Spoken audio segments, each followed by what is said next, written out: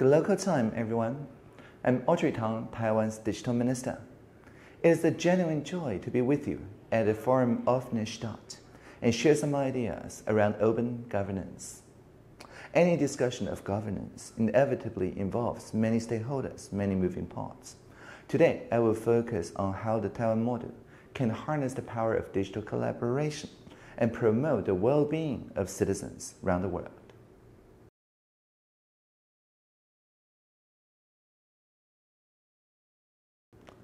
We've heard so many success stories of smart cities, of successes in certain cities.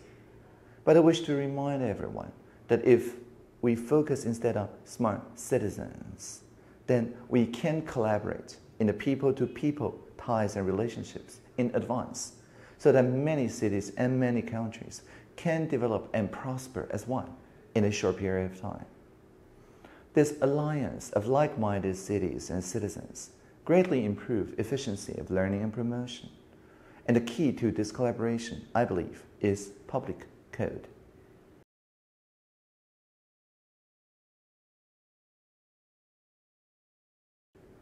The Public Money Public Code campaign, initiated by the Free Software Foundation Europe in 2017, says that the systems, the programs set up by the public sector should be fully public, with clear guidelines and specifications of not just the software code as public code, but also the regulatory code as public code. And they should be free for further reuse and innovation to be forked across jurisdictions.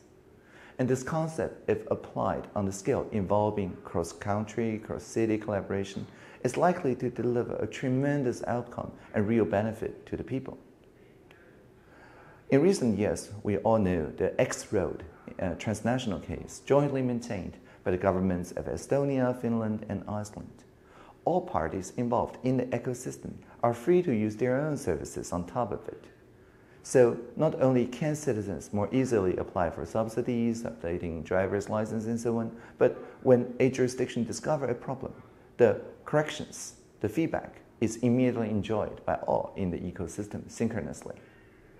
So the public code idea resembles an international railway where participating countries share the same tracks, same schedules, even the specification for rolling stock, while the individual facility, the stations, may be maintained and customized but on a jurisdictional basis. But if through penetration testing, white hats, and so on, bug bounties, someone discovers a problem or develops a new solution to an existing issue, then everyone else in the ecosystem share the improved quality.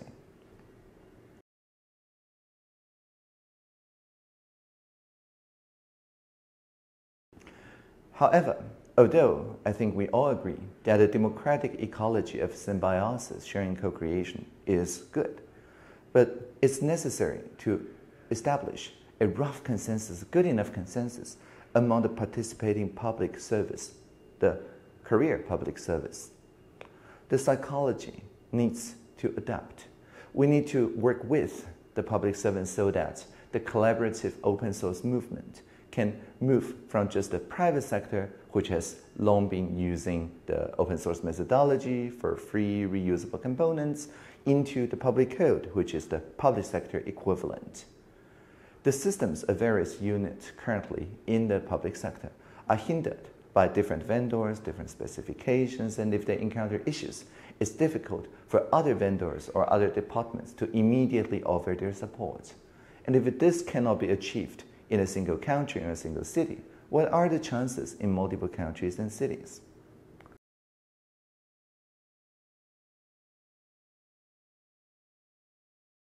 So keep in mind, in Taiwan, we specifically set up a new ministry, the Ministry of Digital Affairs, MODA, in August this year, to power our overall digital transformation. And as the first MODA minister, we've unveiled the concept of introducing this public code process between the government and the people, at heart in which is the Creative Commons Zero, or CC0. It is the most liberal of the free software licenses, and I've personally contributed to the international public code standard so that it includes the free software license, including CC0. As a result, any data and content license as CC0 is essentially in the public domain.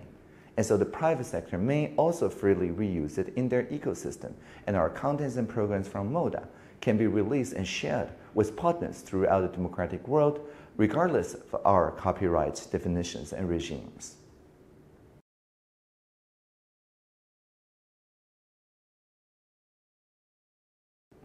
I wish also to emphasize that the shared values of freedom and democracy.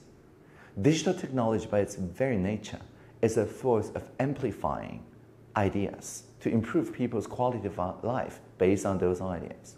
On the one hand, as we have seen in authoritarian regimes, it could also amplify the ideas of top-down monitoring. Instead of making the state transparent to the citizen, it could also be used to make citizens transparent to the state.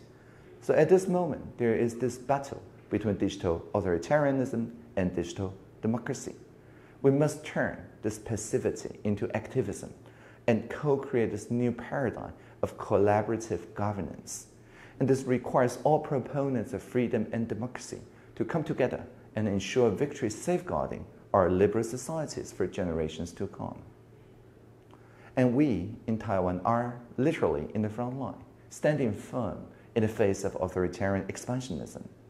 We're greatly affected by disinformation and information manipulation, but we've been working hard to not just quarantine, but develop humor over rumor, kind of vaccine of the mind, treating this issue along with our partners in the democratic world. The COFAX collaborative fact-checking ecosystem in Taiwan, through public reporting and collaborative verification, work closely with our private sector antivirus like Trend Micro or GoGoLook companies, playing an ecosystem role in strengthening the response of not just Taiwan, but also other like-minded countries in a time of great global turmoil.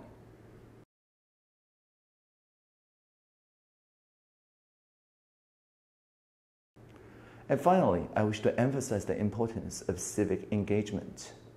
Any smart city, as I mentioned, must be based on smart citizens.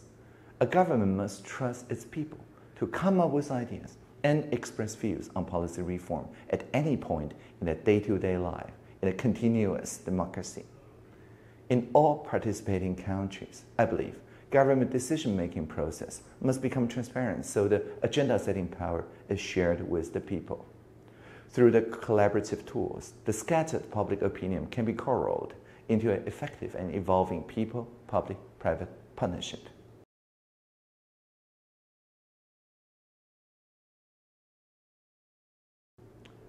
Taiwan's experience shows that encouraging citizen participation through digital tools has a positive effect on policy innovation. For example, we have just joined the gov.tw platform, and anyone can make petitions, proposals there. When more than 5,000 support a proposal, we will gather multiple stakeholders and hold interagency huddles to determine how best to incorporate these ideas into our decision-making. So in addition of making sure that people even younger than 18 become active participants on these platforms, the private sector is also directly involved in co-creation. The presidential hackathon, which has been held for 5 consecutive years, involves thousands of social entrepreneurs, public sector colleagues, and teams from dozens of countries. 5 teams of excellence each year are selected, awarded by the president, and in the following year receive government backing on the personnel, budget, and regulatory support to ensure their substantial contribution to the digital public infrastructure can scale from the city to the entire country.